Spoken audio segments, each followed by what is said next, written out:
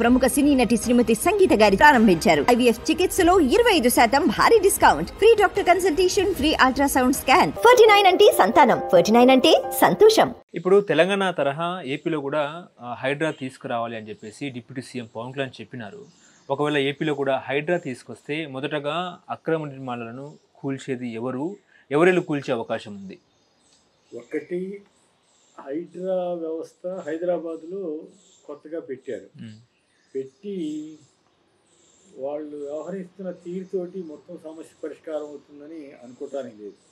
అదేమంటారంటే playing to the galleries లాగా ఏదో జనాన్ని అట్రాక్ట్ చేయడం కోసం కొద్ది రోజులు పనిచేస్తుంది కానీ బట్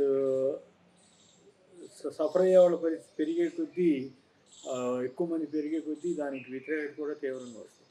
నిజానికి నాగార్జునకి సంబంధించినటువంటి దాన్ని కూల్చడం అనేది అర్ధరహితం. ఓకే, ఒకటి కోర్టులో ఉంది, 2 ముందు చెప్పుండొచ్చు, 3 ఆ కన్స్ట్రక్షన్లో నిజంగా బఫర్ జోన్లో కట్టి ఉంటే ఓకే, అదొక దాన్ని మనం ఇది ఒప్పుకోక్కర్లేదు, ఖాళీ చేయమంటే సరిపోతుంది. ఇంకోటి ఏంటంటే ఆ చెరువులోకి వాటర్ వెళ్ళే పరిస్థితి లేకుండా ఈ కన్స్ట్రక్షన్ ఏమన్నా అడ్డుకున్నారా? కట్టారు కాబట్టి కట్టకుండా ముందు జాగ్రత్త పడాల్సింది. ఆ అధికారులు ఎవరు పర్మిషన్ లేకుండా ఉండాల్సింది, కానీ ఇచ్చేశారు. ఇచ్చేసిన తర్వాత తప్పు అధికారం ఉందా కన్స్ట్రక్షన్ చేసిన వాళ్ళదంటే సరే, ఒక్కో ఆర్గ్యుమెంట్ ఒక్కొక్కటి చేయొచ్చు. నా ఉద్దేశంలో అయితే నాగార్జున దీన్ని కోల్చడం కేవలం పబ్లిసిటీ కోసమే కూల్చారేమో అని నాకు అనిపిస్తుంది. ఆ చెరువు కింద ఏమి పొలాలు లేవు, ఆ చెరువు వల్ల వరదేం లేదు, ఆ చెరువు వల్ల నాకు తెలిసినంత వరకు ఇల్లే మునిగిపోవటం అట్లేం జరగలేదు. కేవలం మరి రేవంత్ రెడ్డి గారికి వ్యక్తిగతంగా ఏమైనా ఇబ్బంది లేకపోతే కొంత వ్యతిరేకత ఉందా, లేకపోతే ఇదైతే సెలబ్రిటీ కాబట్టి కూలిస్తే బెటర్ అనుకున్నారా? అది ఒక యాంగిల్. కోల్చకుండా మొత్తం అన్ని జాగ్రత్తలు తీసుకుని అన్ని చర్యలు చేపట్టిన తర్వాత అప్పుడు దానివల్ల నష్టం జరుగుతుందని ఎస్టాబ్లిష్ చేసి కూలిస్తే అదొక పద్ధతిగా ఉండేది. చట్టం అనేది ఒకటి ఉంది అనేటువంటి. ఇప్పుడు గండిపేట దగ్గర రిజర్వాయర్లోకి కనుక అక్కడ వీళ్ళు ఫామ్ హౌస్ వాళ్ళు నిజంగానే డ్రైనేజీ అవన్నీ పెట్టుంటే నేరం, చాలా పెద్ద నేరం. అయినప్పటికి కూడా అక్కడ వాటర్ స్టోరేజ్ ఉంటుంది, దాన్ని సప్లై చేస్తారు. అది తేడా. ఇక్కడ నాగార్జున దగ్గర చెరువుకిను ఇక్కడ రిజర్వాయర్కి చాలా తేడా ఉంది. దాని కింద చాలా కాలంగా 111 జీవో అని వచ్చి కన్స్ట్రక్షన్ చేయకూడదని దాన్ని రద్దు చేయాలని కేసీఆర్ ప్రభుత్వం ఆలోచించడం ఇవన్నీ జరిగినాయి కదా. ఇప్పుడు ఈయన వచ్చి హడావుడిగా కొన్నింటిని కూల్చాడు. మరి ఇప్పుడు దుర్గం చెరువు దగ్గర నోటీసులు ఇచ్చారు, మరి అక్కడ 200-300 బిల్డింగ్లు ఉన్నాయి, అన్నీ కూలుస్తారా? నిజానికి హైదరాబాద్ కిర్లోస్కర్ కమిటీ అని ఒకటి ఉండే. కిర్లోస్కర్ కమిటీ చెప్పినట్లుగా మరి అన్ని భవన నాళాల మీద ముందు క్లియర్ చేయమని చెప్పారు. 1100 అప్పట్లో 13,000 నాకు గుర్తులేదు. మొన్న మధ్య ఒక రిటైర్డ్ ఐఏఎస్ ఆఫీసర్ నాతో అన్నారు. వాటన్నింటినీ క్లియర్ చేస్తే చాలా వరకు సమస్య తగ్గుతుంది అనేది ఒక అభిప్రాయం. సరే, అయినప్పటికి కూడా చాలా చోట్ల అక్రమంగా ఆక్రమించిన వాళ్ళని ఆక్రమించినప్పుడే తొలగించేసి ఉంటే అమాయకులైనటువంటి మధ్యతరగతి వాళ్ళు బ్యాంకు లోన్లు తీసుకుని కట్టిన వాళ్ళ పరిస్థితి ఏంటి? చాలా దారుణంగా ఉంటుంది కదా. ఇప్పుడు బ్యాంకులకి కట్టకపోతే బ్యాంకుల వాళ్ళకి ఇబ్బంది, బ్యాంకులకు కట్టాలంటే వీళ్ళకి ఇబ్బంది. డబ్బులు మొత్తం కూల్చేస్తే అంత కన్స్ట్రక్షను బిల్డర్కి డబ్బులు ఇచ్చి ఉన్నాడు అనుకోండి, వాడు నేనేం కూల్చేశారు కదా అంటాడు. వాడు వెనక్కి ఇవ్వటం వాడికి కష్టం.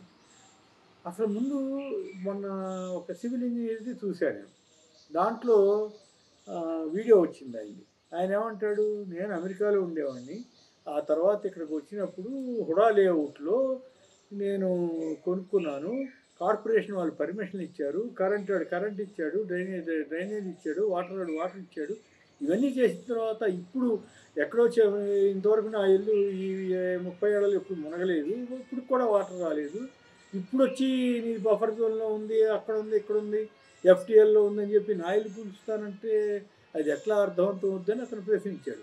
సో నేను చెరువులు పరిరక్షించండి అని చెప్పడంలో నాకేమీ వ్యతిరేకత లేదు, కానీ ఆ పేరుతోటి రాజకీయంగానో వ్యక్తిగత దీనికోసమో లేకపోతే ఈ ఫండ్స్ వసూలు కోసం చేస్తే తప్పు. అట్లా చేశాడా లేదా అన్నది కొంతమంది ఆరోపణ చేస్తున్నారు, కొంతమంది చేయట్లేదు, అది అది వేరే కథ. కానీ హైదరాబాద్లో 30% హౌసెస్ని కూల్చాల్సి వస్తుందట ఒకవేళ నిజంగానే అలా చేస్తే. సో ఇది హైదరాబాద్ పరిస్థితి. దాంట్లో కొన్నాళ్ళు ఇప్పుడు మీరు చూడండి, మొదట్లో ఉన్న స్పీడ్ కొంత తగ్గినట్టుగా కనపడతా ఉంది. సో ఇది ఒకటి. అక్కడ ఏపీలో అంత తేలికైన వారేం కాదు, ఎందుకంటే అక్కడ కూడా ఇదే సమస్య. ఆఫీసర్లు పర్మిషన్ ఇచ్చేసి ఉంటారు. పర్మిషన్ లేని ఇల్లు అయితే అదో పద్ధతి, కానీ పేదల ఇల్లు, ఇక్కడ కూడా పేదల ఇల్లు కొన్ని చోట్ల కూలిస్తే చాలా తీవ్రమైన వ్యతిరేకత వచ్చింది. వాళ్ళంతా ఏమిటి మా మీద పడ్డారేంటి, 1 గది ఉన్నాళ్ళు 2 గదులు ఉన్నాళ్ళు, వాళ్ళు చాలా పూర్ పీపుల్ కదా. అక్కడ కూడా పూర్ పీపుల్ దగ్గరికి వెళ్ళారనుకోండి, అది పెద్ద ఇష్యూ అవుతుంది. అట్లా కూల్చాల్సి వస్తే కృష్ణానది కరకట్టమ్మట కానీ, ఇంకా అట్లాగే కృష్ణా కాలువలు అమ్మట కానీ కొన్ని చోట్ల అక్కడికి కొన్ని తీశారు. రాజశేఖర రెడ్డి గారు అప్పుడు కానీ, ఇంకా మిగతా అప్పుడు కానీ కొన్ని తీసి వాళ్ళకి ప్రత్యామ్నాయం చేసి అప్పుడు తీసేశారు. అట్లా చేస్తే పర్వాలేదు. కానీ ఇప్పుడు కృష్ణా కరకట్ట ఉంది. కృష్ణా కరకట్ట మీద కరెక్ట్గా వాటర్ వస్తే మొన్న ముఖ్యమంత్రి చంద్రబాబు గారి ఇల్లు, చంద్రబాబు గారి ఇల్లుకి కూడా నీళ్ళు వచ్చినాయి కదా, వాటర్ వచ్చింది. మంత్రి సత్యనారాయణ గారి పూర్తిగా ఎట్లా బయటికి రావాల్సి వచ్చిందో చూసాం. అక్కడ మరి కూల్చే పరిస్థితి ఉందా? స్టేలు ఇచ్చారు. ఇక్కడ హైకోర్టు వారేమో ఆ రోజుల్లో కానీ ఇప్పుడు కానీ అంత స్టే ఆక్రమణలని విచిత్రమైన న్యాయ వ్యవస్థే ఆక్రమణలు కూల్చేయండి అని చెప్తుంది. న్యాయ వ్యవస్థే ఆక్రమణలకి స్టే ఇస్తుంది. ఇది చాలా తమాషాగా ఉంటుంది అనమాట. ఇవన్నీ కూడా పరిశీలిస్తే అర్థం కాదు మనకి, ఎవరికి మామూలు వాళ్ళకి. అది చంద్రబాబు గారి ఇల్లు ముందు తీసేయాల్సి వస్తుంది. మరి హైదరాబాద్ పవన్ కళ్యాణ్ గారు తీయించేయగలుగుతాడా? అసలు ఎందుకు ఆయన ఖాళీ చేయిస్తాడా? ఇది అంబటి రాంబాబు గారు అడిగారు కదా, నువ్వు పర్యావరణ శాఖ మంత్రివి కదా, వెళ్ళి నువ్వు అక్కడ తీయించు అని చెప్పాడు. మరి చంద్రబాబు గారికి ప్రస్తుతం పవన్ కళ్యాణ్ భజన చేసే పనిలో ఉన్నాడు తప్ప ఆయన్ని ఆయన ఏం చేసినా ఆహా ఓహో అని తెలుగుదేశం వాళ్ళకంటే ఎక్కువ పోగొడుతున్నాడు కదా. సో ఆయన వెళ్ళి మీరు ఖాళీ చేయండి సార్, ఇక్కడ ఉంటే మనకు అప్రతిష్ట అని చెప్తాడా? చెప్పరు. మళ్ళీ జగన్ గారి మీద వైసీపీ మీద ఆరోపణలు చేస్తుంటారు. అట్లాగే బుడమేరులో కూడా చాలా ఆక్రమణలు జరిగినమాట వాస్తవం. అవి రెగ్యులరైజ్ చేసేసింది వీళ్ళే ఉంటారు. ఎల్ఆర్ఎస్లు బీఆర్ఎస్లు అనేక ఎందుకు తీసుకొస్తున్నారు? తీసుకురాకూడదు కదా. ఇల్లీగల్ లేఅవుట్ని కూల్చేయాలి కదా, కూల్చేస్తామని చెప్పొచ్చు కదా. అప్పుడేమో డబ్బులు కావాలి, తర్వాత ఏమో ఇల్లీగల్ అని వీళ్ళే కూల్చేస్తూ ఉంటారు. ఇదంతా ప్రభుత్వాల యొక్క కాంట్రడిక్టరీ వ్యవహారం అనమాట. ఏ ప్రభుత్వం ఉన్నా, నేను ఆ ప్రభుత్వం ఏ ప్రభుత్వం అని అంటలేదు. సో అందువల్ల దీనికి ఒక పాలసీ రావాలి. ఆ పాలసీలో ముందు నాయకులు ఆదర్శంగా వ్యవహరించాలి. చంద్రబాబు గారి ఇల్లు అది అక్రమ కట్టడం అని దాదాపు 10 ఏళ్లుగా ఆయన ఇరిగేషన్ మంత్రిగా ఉన్న దేవినేనేమో వరదలు వచ్చినాయి 2014లో అనుకుంటా, 14-15లో. అప్పటికి ఇంకా చంద్రబాబు గారు ఓటుకు నోటుకేసిన తర్వాత కదా అక్కడికి వెళ్ళింది. ఈలోగా వరదలు వస్తే దేవినేనేమో కృష్ణానదిలో పడవలు తిరుగుతూ ఆ ఇళ్ళన్నీ చూపిస్తా, ఆ బిల్డింగ్లన్నీ చూపిస్తా, ఇవన్నీ అక్రమ కట్టడాలు, వీటన్నిటిని తీసేయాలని చెప్పాడు. తీసేసారా? ఆ తర్వాత వెళ్ళి స్వయంగా ఒక అక్రమ కట్టడంలో లింగంనేని రమేష్ గారిది ఏదో ఒకసారి ప్రైవేట్ది అన్నారు, ఒకసారి గవర్నమెంట్ది అన్నారు, ఓసారి రెంట్కి ఉంటానని చెప్పారు. రకరకాల మాటలు చంద్రబాబు గారు కానీ రమేష్ గారు లింగంనేని గారు కానీ చెప్పారు. సో అదొక ఆస్పెక్ట్. ఇంకో ఆస్పెక్టు జగన్ గారి టైంలో నోటీస్ పెడితే ఇంకేముంది నా ఇల్లు అది చేస్తారా అన్నారు. వాటర్ జగన్ గారి టైంలో వస్తేనేమో ఇంకేముంది నా ఇల్లు ఉంచడానికి వస్తున్నారు అన్నారు. అంతే తప్ప తను తప్పు చేస్తున్నానని చెప్పాలి. ఇప్పుడు వాటర్ వస్తే ఏమవుతుంది? ఏంటట వచ్చింది, అందరిళ్ళకి వచ్చింది, నా ఇంటికి వచ్చిందని. అది మరి అది ఒక ముఖ్యమంత్రి అలా మాట్లాడొచ్చా? అది బాధ్యత ఇష్టమా కాదా? తను ఇంటున్నది కరెక్టా కాదా? ఇల్లు సరైందా లేదా? ఆ గ్రౌండ్ ఫ్లోర్ అంతా నీటితోటి మునిగిపోవడం వల్లే, ఆయన ఇల్లు సురక్షితం కాదని అధికారులు చెప్పడం వల్లే కలెక్టరేట్లకి బస్ మార్చాడనేది చెప్తున్నారు అందరూ. మరి అది కరెక్టా కాదా అంటే వచ్చినాయి అయితే ఏంటంటే అన్నారు తప్ప నేను అక్రమ కట్టడంలో ఉంటున్నానని చెప్పట్లేదు.